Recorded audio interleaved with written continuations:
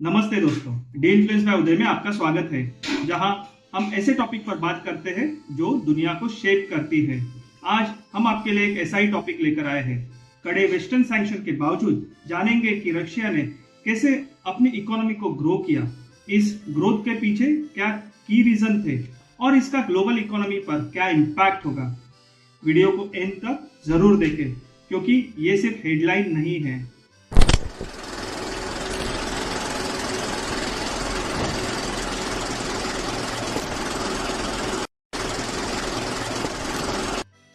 सबसे पहले हम थोड़ा कॉन्टेक्स्ट समझते हैं। जब रशिया ने फरवरी 2022 में यूक्रेन पर अटैक किया, तो वेस्ट ने रशिया पर ऐसे सैंक्शन लगाए जैसे दुनिया ने पहले कभी नहीं देखे थे। आज तक रशिया पर 14,000 से भी अधिक इंडिविजुअल सैंक्शन लगाए जा चुके हैं। ये सैंक्शन रशिया की इकोनॉमी के हर एस्पेक्ट को टारगेट करते हैं, बैंकिंग से लेकर फाइनेंस तक और एनर्जी से लेकर डिफेंस तक।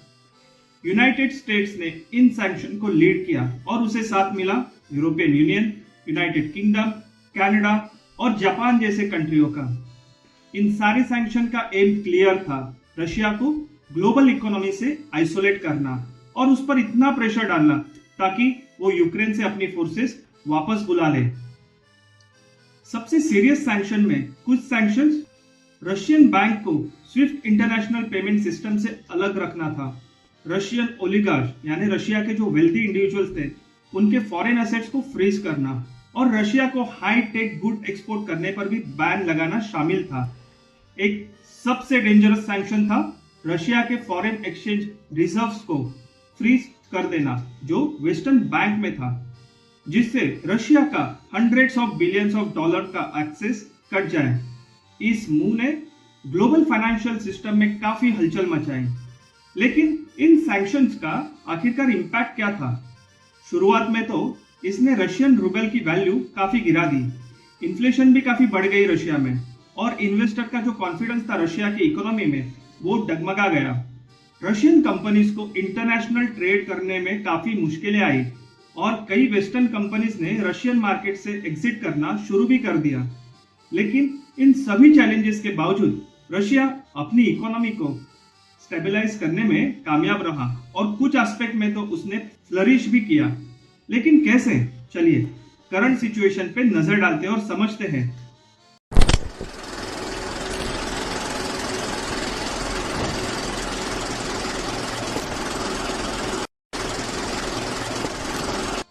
देखिए, रशिया पे जो अनप्रेसिडेंटेड सैंक्शन लगे, उसके बावजूद रशिया की इकोनॉमी 2023 में एस्टिमेटेड 3% से ग्रो हुई, जो यूनाइटेड स्टेट्स और यूरोप की बहुत सारे कंट्रीज से भी ज्यादा थी। रशिया में कंज्यूमर स्पेंडिंग इन सारे इवेंट्स के बीच में बहुत ही स्ट्रांग बनी हुई थी और जहां लोगों की उम्मीद थी कंपनीज बाहर निकलेंगी, वैसे ज्यादा कुछ हुआ नहीं। एक्चुअली कई वेस्टर्न कंपनीज तो या तो अपनी एक्टिविटीज यहाँ ही छोड़ दी और लोकल बायर्स को ये कंपनीज बेच दी या फिर नए नाम के साथ वहां पर ही ऑपरेट करने लगी। इस इकोनॉमिक रेजिलियंस के पीछे एक बड़ा कारण है रशिया का ऑयल और गैस एक्सपोर्ट में स्ट्रॉन्ग परफॉर्मेंस। एनर्जी रेवेन्यू को कर्ब करने के लिए लगाए गए सैंक्शन के बावजूद रशिया ने अपने एक्सपोर्ट्स को मेंटेन किया और कुछ केसेस में तो उसे इंक्रीज भी कर लिया। उन्होंने सप्लाईज फ्रेंडली नेशन की ओर रीडायरेक्ट किया और ऑल्टरनेटिव पेमेंट सिस्टम का भी यूज किया। इंडिया और चाइना जैसे देशों में एनर्जी की डिमांड ने रशिया को स्टेडी रेवेन्यू दिया, जो उनकी इकोनॉमी को स्टेबलाइज करने में मदद कर रहा है। इसी के साथ president Putin strategically BRICS countries का एक्सपांशन कर रहे हैं, जिसका एम है G7 कंट्रीज को काउंटर बैलेंस करना। ब्रिक्स कंट्री जिसमें ब्राजील, रशिया, इंडिया, चाइना और साउथ अफ्रीका आते हैं, अब इस बात पर डिस्कशन कर रहे हैं कि वो यूएस के डॉलर पर अपनी डिपेंडेंस को कैसे कम कर सके। यहाँ तक एक नई ब्रिक्स करेंसी इंट्रोड्यूस करने की भी बात हो रही है, जो इन नेशन के बीच में ट्रेड को फैसिलिटेट कर देगी और सिग्निफिकेंटली डॉलर की ग्लोबल डोमिनेंस को भी वीकन कर सकती है। और ये जो शिफ्ट आया है, ये शिफ्ट पार्शियली ग्रोइंग डिस्ट्रस्ट के कारण हो रहा है, जो नॉन वेस्टर्न कंट्रीज में वेस्ट ने जो रशिया के अगेंस्ट में एक्शन लिए हैं, उसके वजह से आ रहा है। स्पेसिफिकली अगर बात करूं तो वेस्ट ने रशिया के फॉरेन एक्सचेंज रिजर्व को फ्रीज किया। ये वही रीजन है जिसके वजह से डिस्ट्रस्ट बढ़ रहा है। अब कई नेशन को डर लग रहा है कि वो वेस्ट के साथ अगर डायरेक्ट कॉन्फ्लिक्ट में आए तो वो रशिया की तरह नेक्स्ट हो सकते हैं। इसीलिए वो अल्टरनेट टू डॉलर और रशिया के साथ अपने टाइज को स्ट्रेंथन कर रहे हैं। अगर हम फ्यूचर की बात करें तो रशिया की इकोनॉमिक स्ट्रेटेजी अब लॉन्ग टर्म सस्टेनेबिलिटी पर फोकस कर रही है।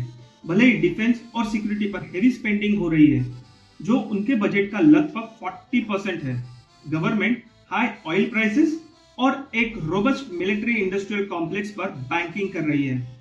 लेकिन ये सारी सिचुएशन में कुछ रशिया के लिए वार्निंग साइंस भी है। High level of military spending long run में अनसस्टेनेबल है और जब रशिया में इंटरेस्ट रेट हाई बनी हुई है तो आने वाले वर्षों में इकोनॉमिक ग्रोथ स्लो होने की एक्सपेक्टेशन है।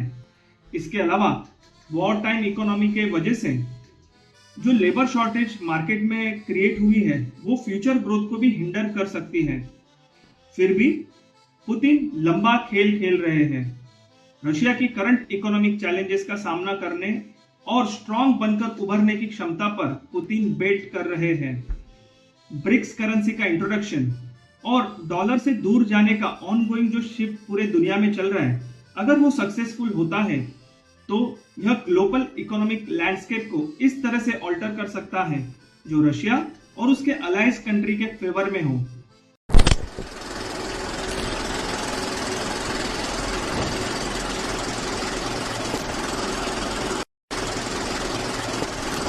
अगर रशिया की इकोनॉमी सैंक्शन के प्रेशर में कोलैप्स हो जाती है तो इसका सीधा असर इंडिया पर भी पड़ेगा। रशिया जो हमारा एक बड़ा डिफेंस और एनर्जी पार्टनर है, अगर फाइनेंशियली अनस्टेबल होता है तो हमें अपने मिलिट्री नीड्स और एनर्जी सप्लाईज के लिए ऑल्टरनेटिव्स ढूंढने पड़ेंगे। यह प्रोसेस टाइम कंज्यूमिंग और कॉस्टली भी हो सकता है जो हमारी नेशनल सिक्योरिटी और एनर्जी सिक्योरिटी को डायरेक्ट इंपैक्ट करेगा। इसके अलावा रशिया से ऑयल और गैस का इंपोर्ट अफोर्डेबल प्राइसेस पे अभी तक मिल रहा था, पर रशियन इकोनॉमी गिर गई तो ये इंपोर्ट्स और भी एक्सपेंसिव हो जाएंगे जो अल्टीमेटली हमारे ट्रेड डेफिसिट को और बढ़ा देगा। रशिया की सिचुएशन से इंडिया के लिए कुछ इंपॉर्टेंट लर्निंग है। सबसे पहली, इंडिया को अपनी इकोनॉमी को डाइवर्सिफाई करना होगा ताकि हम एक किसी कंट्री या रीजन या किसी एक पर्टिकुलर इंडस्ट्री पर डिपेंडेंट ना हो। ग्लोबल सैंक्शन या जियोपॉलिटिकल चेंजेस के चलते हमें अपने इकोनॉमिक इंटरेस्ट को सेफगार्ड करना होगा। दूसरी बात, सेल्फ रिलायंस का इंपॉर्टेंस यहाँ समझ में आता है, खासकर डिफेंस और एनर्जी सेक्टर में। हमें इंडिजिनियस प्रोडक्शन पर फोकस बढ़ाना होगा ताकि कभी इंटरनेशनल सप्लाईज डिस्टर्ब होती है तो हमारी इकोनॉमी स्टेबल हो। अंत में इंडिया को अपनी फॉरेन पॉलिसी में स्ट्रेटेजिक ऑटोनॉमी बनाए रखनी होगी ताकि हम अपने नेशनल इंटरेस्ट को प्रोटेक्ट कर सकें, चाहे ग्लोबल डायनामिक्स कुछ भी हो। तो ये सब क्या इंप्लाई करता है? इंटेंस वेस्टर्न सैंक्शन के बावजूद रशिया ने सिर्फ सरवाइव ही नहीं किया बल्कि कुछ केसेस में थ्राइव किया है। लेकिन आगे का रास्ता रशिया के लिए अनसर्टेन है। ग्लोबल इकोनॉमिक ऑर्डर शिफ्ट हो रहा है और रशिया अपने आप को की प्लेयर बनाने की पोजीशन में ला रहा है। सवाल यह है, क्या ये स्ट्रेटेजी लॉन्ग टर्म में रशिया के लिए सक्सेसफुल होगी या ऐसे चैलेंजेस भी रशिया के सामने आएंगे जो रशिया के जो फ्यूचर प्लान है उसको डिरेल कर देंगे? आपका क्या सोचना है कमेंट सेक्शन में हमें जरूर बताएं। Thanks for watching this video. If you like this video please press like button, share it with your friends, family, and don't forget to subscribe my channel De-Influence by Uday. Stay tuned for more information and like always, stay informed and stay empowered.